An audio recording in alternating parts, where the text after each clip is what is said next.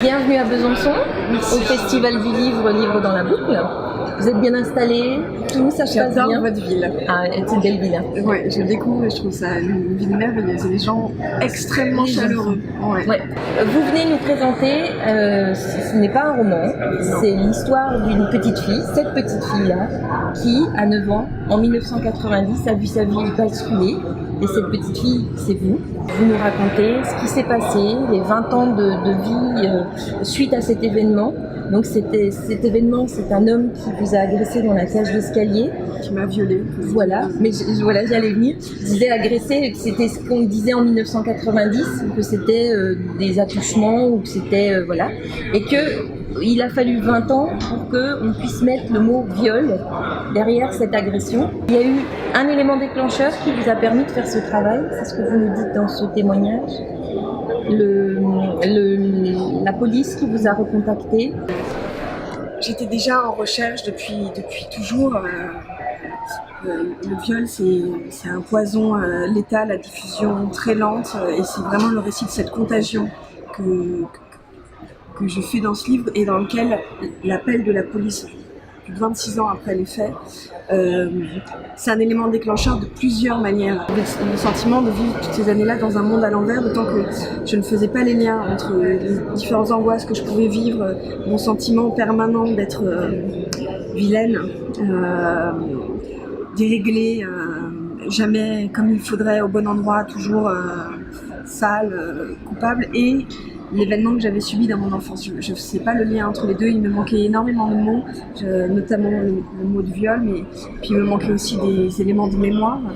J'ai eu une amnésie traumatique, donc beaucoup de choses qui m'étaient arrivées dans cet escalier avaient sombré en même temps que moi, ce jour-là. Dans votre témoignage, au fur et à mesure, chaque chose se met en place, donc on parle des méduses, qui est votre mal, qui est à l'intérieur, qui vous fait mal au ventre, et puis qui, au niveau psychique aussi, a une incidence. Et puis, progressivement, toutes les pièces du puzzle qui se remettent, qui s'emboîtent, et qui permettent d'arriver à mettre tout un nom sur tout ce qui s'est passé. Et donc, il y a eu le procès de cet homme. Et du coup, vous avez pu aussi constater qu'il y avait d'autres victimes.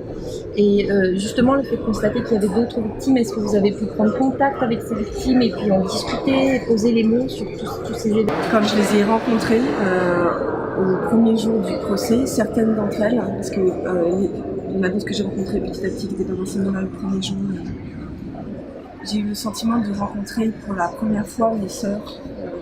J'ai 2 sœurs dans la vie qui sont que j'adore et avec qui je m'entends très très bien. Mais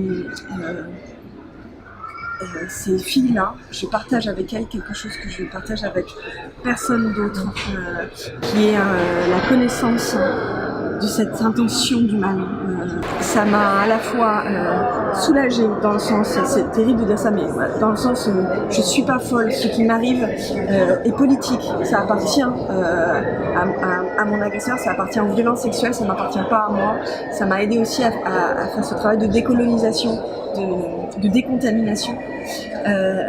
Ça m'a aussi construit dans ma colère, dans mon indignation, et ça m'a aussi permis de découvrir une tendresse en moi à laquelle je pense que je n'avais jamais eu accès. C'était très très beau de rencontrer ces femmes. Vous êtes là, présente sur le salon tout aujourd'hui. Ce témoignage qui est très, très fort, hein, très émouvant, qui est très dur à lire aussi, je pense très dur à écrire, mais aussi très dur à recevoir. Alors à écrire, non. Ça a été une vraie libération pour moi l'écriture, ouais. mais j'entends bien que ça puisse être difficile à lire. Même si j'ai essayé d'y mettre le plus de clarté et de tendresse qui m'était possible, mais le sujet est dur. Le sujet est dur, oui. Après, votre écriture est très émouvante, c'est bouleversant. Merci. Je vous remercie beaucoup d'avoir accepté de répondre à mes questions. Voilà, merci. Je vous souhaite un très bon festival, entraînez-vous.